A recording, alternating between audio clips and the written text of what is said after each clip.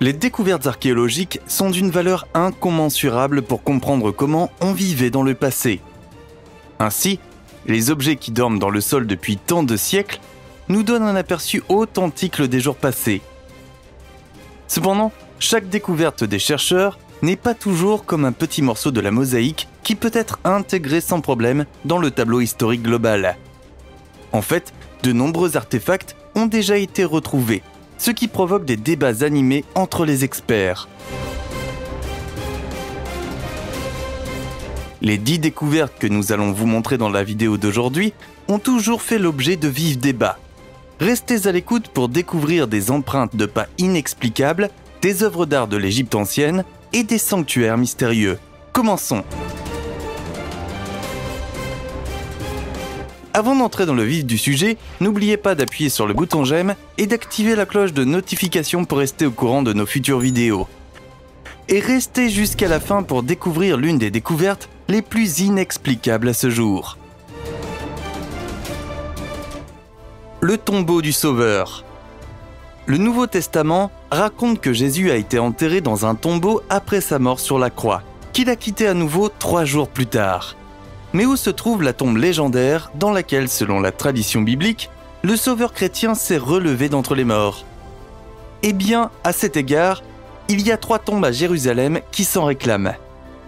À 5 km au sud de la vieille ville se trouve la tombe d'Ip de Talpiot. La crypte a été découverte lors de travaux de construction en 1980 et contenait 10 boîtes à os. L'un de ces ossuaires portait une inscription qui a été déchiffrée plus tard comme étant Jésus, fils de Joseph. Si les ossements du Sauveur et Rédempteur chrétien se trouvent réellement ici, les récits de la résurrection de Jésus seraient complètement remis en question. D'un point de vue technique, cependant, l'interprétation de la tombe de Talpiot comme tombeau familial de Jésus ne semble pas particulièrement valable. La raison pour laquelle la plupart des gens rejettent l'idée que cette tombe ait appartenu à Jésus-Christ est simplement que les preuves ne confirment pas de telles affirmations. Tout d'abord, certaines personnes pensent que l'inscription de la tombe du soi-disant Jésus ne semble pas correspondre à l'âge des inscriptions sur les autres tombes. Les gravures sur la tombe de Jésus semblent être beaucoup plus récentes que les autres. Un autre obstacle à cette théorie est que de très nombreuses personnes ont reçu le nom de Yeshua à cette époque, ce qui se traduit par Jésus. Ce nom serait tout simplement similaire à des noms anglais courants comme John ou Bill. On a également trouvé une tombe portant l'inscription « Judas, fils de Jésus ». Pourtant, d'après les innombrables documents historiques dont nous disposons sur la vie de Jésus, nous savons qu'il n'a jamais eu de fils.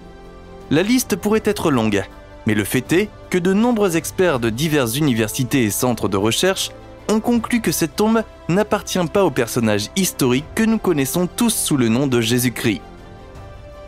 D'autres considèrent que le dernier lieu de repos du Fils de Dieu est la tombe dite du jardin. Mais même dans ce cas, l'attribution est tout sauf incontestée. Enfin et surtout, il y a l'église du Saint-Sépulcre, dans la vieille ville de Jérusalem. Selon la tradition, c'est l'endroit exact où Jésus a été crucifié et enterré. Par conséquent, l'église du Saint-Sépulcre est l'un des sanctuaires les plus importants du christianisme.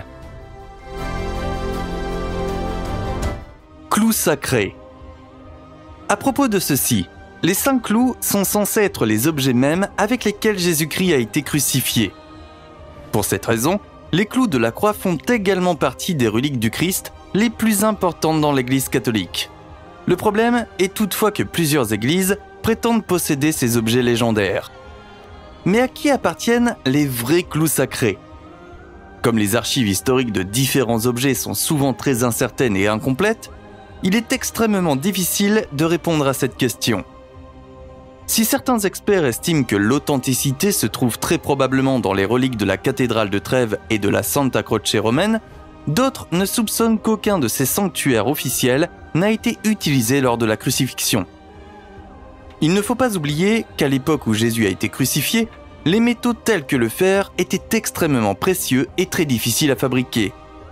C'est pourquoi la plupart des déchets de fer ont été réutilisés, fondus ou quelque chose de similaire. Pour cette raison, une grande partie des gens ne croient pas que ces clous existent encore. S'ils existent, ils ont probablement été perdus pour l'histoire et ne seront jamais retrouvés. Les mystères du cerveau. Pourquoi le cerveau humain a-t-il connu une poussée de croissance aussi rapide? Les scientifiques se posent cette question depuis que ce développement surprenant est connu. En l'espace de quelques centaines de milliers d'années, notre cerveau a évolué plus rapidement que celui de toute autre créature connue sur notre planète. Si l'on en croit la chronologie scientifique traditionnelle. Certains chercheurs pensent que cette poussée de croissance s'est produite à un rythme beaucoup plus rapide, potentiellement au cours de quelques milliers d'années, voire quelques centaines d'années. Certains chercheurs de l'université de Tel Aviv pensent que l'explosion de la croissance était due à des changements dans les habitudes de chasse de nos ancêtres. Au début, les gens chassaient de grands animaux comme le bison. Cette chasse constante a fini par entraîner une raréfaction de ces proies massives. Dès lors, nos ancêtres ont été contraints de tendre des embuscades à des animaux beaucoup plus petits et plus agiles. Une tâche plus exigeante, qui nécessitait donc beaucoup plus de matière grise. Ceux qui ont réussi à maîtriser la chasse aux petits animaux ont assuré leur propre survie et ont transmis leurs gènes à leurs descendants. Toutefois, la question de savoir si cette thèse est réellement vraie est controversée. Le médaillon d'Akhénaton. Après avoir pris le pouvoir, l'ancien roi égyptien Akhénaton a décidé de changer complètement la religion de son peuple. Sous son règne, le dieu soleil Aton a été placé au-dessus de tous les autres dieux égyptiens. Aujourd'hui encore, les historiens se demandent ce qui a poussé Akhénaton à opérer ce changement radical. Selon une vieille histoire, la réponse à cette question intrigante pourrait être cachée dans un mystérieux médaillon qu'Akhénaton avait possédé autrefois. Sur l'objet correspondant, on voit quelque chose qui fait penser à un énorme ovni. Au-dessus de celui-ci se trouve une figure bizarre qui ressemble à un extraterrestre classique et qui trône au-dessus des pharaons et des dieux placés en dessous. Le décor immortalisé sur le médaillon montre donc comment la population de l'Égypte ancienne était dirigée par des extraterrestres. Dans les rangs des préastronautes convaincus, on a toujours soupçonné que les habitants des royaumes pharaoniques entretenaient des échanges animés avec des intelligences extraterrestres et les vénéraient comme des divinités surnaturelles. Le problème, personne ne sait si le médaillon légendaire a même existé. Ainsi, alors qu'un camp considère l'objet comme une preuve absolue de l'existence de l'ère préastronautique, d'autres n'y voient qu'un mythe moderne. L'homme préhistorique de Crète. Lorsque des chercheurs ont découvert il y a quelque temps une ancienne empreinte de pied sur l'île grecque de Crète, la confusion était grande parmi les experts. À première vue, il semble s'agir de l'empreinte d'un humain moderne. Pourtant, l'empreinte a été datée de 5,7 millions d'années. Or, selon nos connaissances officielles, l'Homo sapiens n'a évolué qu'il y a environ 300 000 ans. Les ancêtres de l'homme moderne vivaient en Afrique il y a plus de 5 millions d'années et avaient encore des pieds de singe, selon la doctrine officielle. Cependant, les orteils pointant vers l'avant et la longue semelle de l'empreinte découverte en Crète renversent complètement ce schéma commun. À l'époque où les empreintes ont été faites, l'île actuelle faisait encore partie du continent et le Sahara n'existait pas non plus à cette époque. En théorie, il est donc possible que les anthropoïdes aient immigré vers le nord depuis l'Afrique et qu'ils aient atteint l'actuelle Grèce. Une autre explication possible est que notre compréhension scientifique du développement humain est tout simplement erronée, ou l'explication la plus probable, que notre compréhension de la datation au carbone est incorrecte. La vérité que de nombreux scientifiques ont tendance à négliger lorsqu'ils utilisent la datation au carbone est que divers événements survenus sur notre planète au fil des ans ont pu augmenter ou diminuer radicalement la quantité de carbone 14 sur notre planète. Un seul événement cosmique peut modifier la chronologie du carbone 14 de plusieurs dizaines de milliers d'années, voire plus. Pour cette raison, la datation au carbone 14 a été jugée peu fiable par de nombreux scientifiques et historiens. Cependant, la majeure partie de la communauté scientifique continue à utiliser cette technique, même si nous avons des preuves évidentes que ces résultats peuvent être inexacts.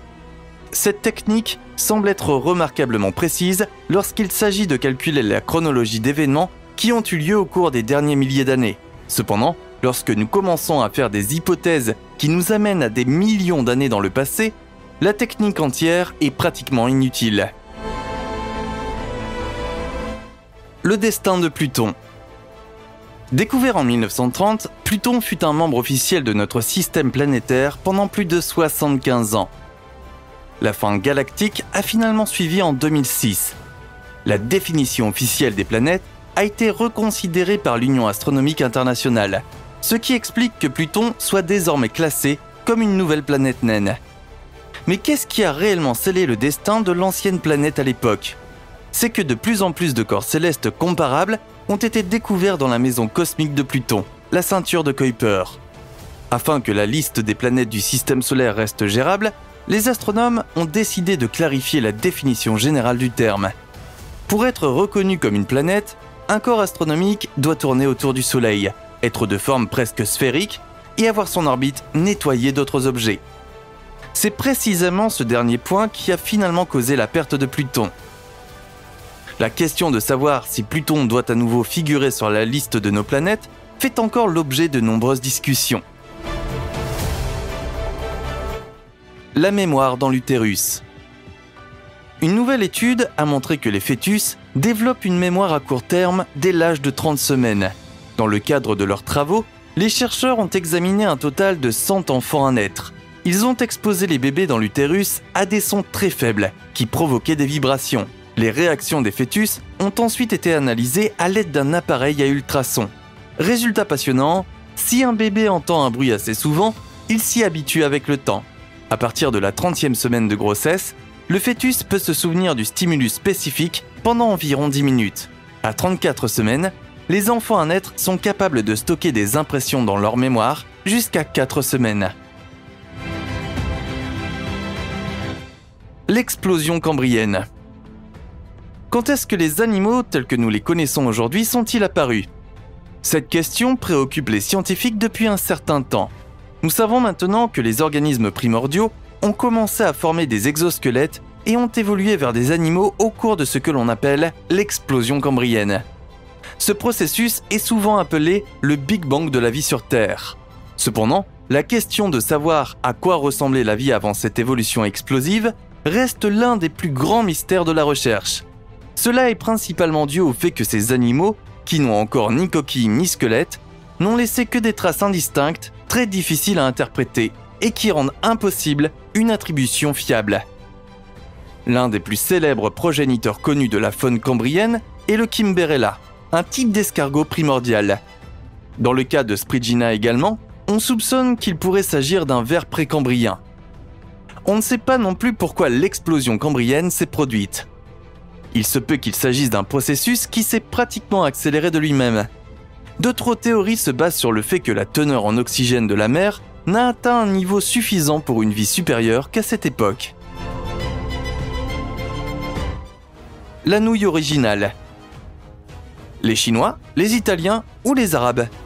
Les esprits scientifiques se sont toujours disputés pour savoir quel peuple a mis les pâtes dans son assiette en premier. Les plus anciennes pâtes connues ont été retrouvées sur un site appelé la Jia. Il s'agit d'un site néolithique en Chine dont l'âge est estimé à 4000 ans.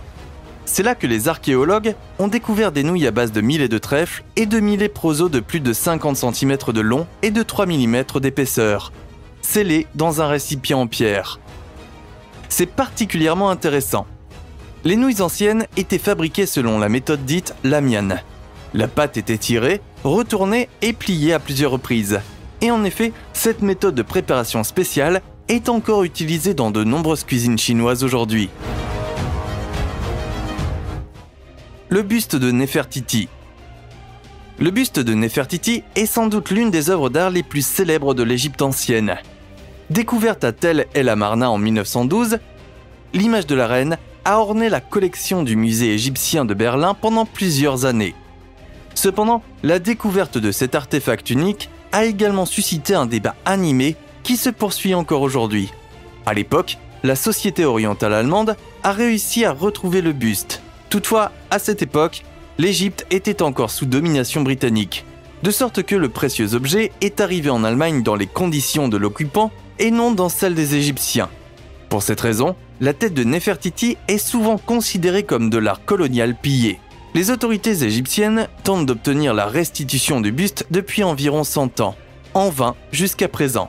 Les estimations varient quant à la valeur de cet excellent exemple de sculpture égyptienne ancienne. Alors qu'une compagnie d'assurance a estimé la valeur correspondante à 300 millions d'euros, d'autres experts estiment qu'elle est d'au moins 400 millions d'euros. Très bien les amis, à vous de jouer maintenant. Quelle découverte archéologique vous a le plus captivé par son histoire passionnante?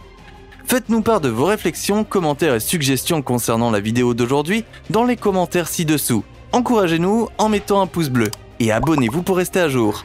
Vous souhaitez découvrir d'autres histoires passionnantes sur les découvertes les plus controversées de tous les temps? Dans ce cas, à la fin, jetez un coup d'œil aux autres vidéos de notre chaîne que nous avons liées pour vous ici dans les crédits. Merci d'avoir regardé, passez une bonne soirée et à bientôt dans une nouvelle vidéo.